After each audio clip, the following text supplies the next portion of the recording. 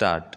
The directions which have been issued by the learned single judge in paragraphs 15, 16, and 17 of the impugned judgment and order have not arisen from the suit or proceedings in which the original decree was passed, nor do those directions have any reasonable or proximate relationship with the lease between the plaintiffs and the defendants.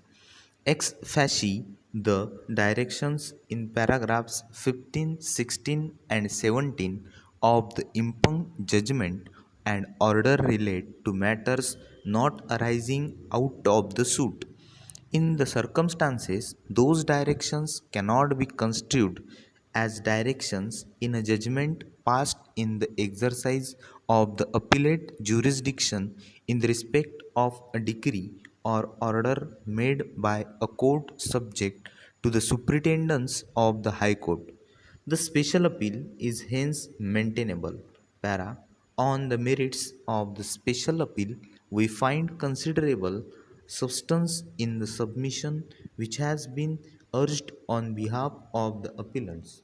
The second appeal, filed by the basic Shiksha Adhikari, was dismissed by the learned single judge on the ground that it was not maintainable since the officer was not competent to file an appeal against the judgment rendered in the first appeal by the additional district judge Itavaha in the absence of a sanction or approval of the state. If the appeal was not maintainable, it ought to have been dismissed as such and the matter would rest there. However, the learned single judge has transgressed the jurisdiction of the court in a second appeal by issuing directions of the nature which are contained in paragraphs 15, 16, and 17 of the impugned judgment and order.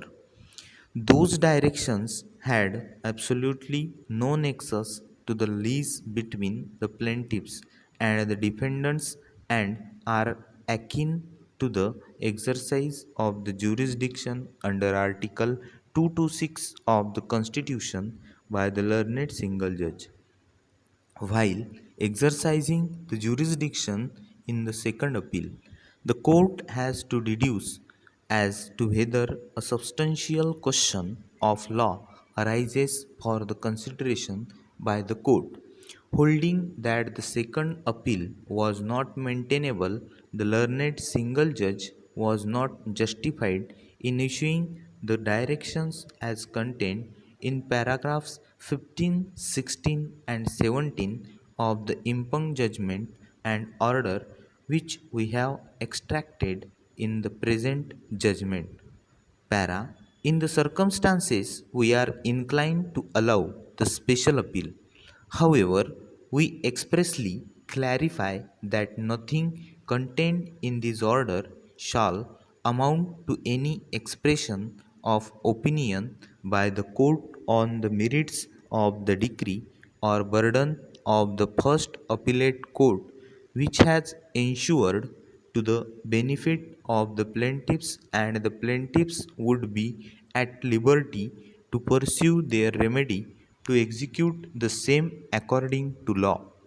The special appeal filed by the appellants is allowed by setting aside the directions of the learned single judge contained in paragraphs 15, 16, and 17 of the impugned judgment and order dated 28 May 2013. The special appeal is accordingly disposed of. There shall be no order as to cost. Over.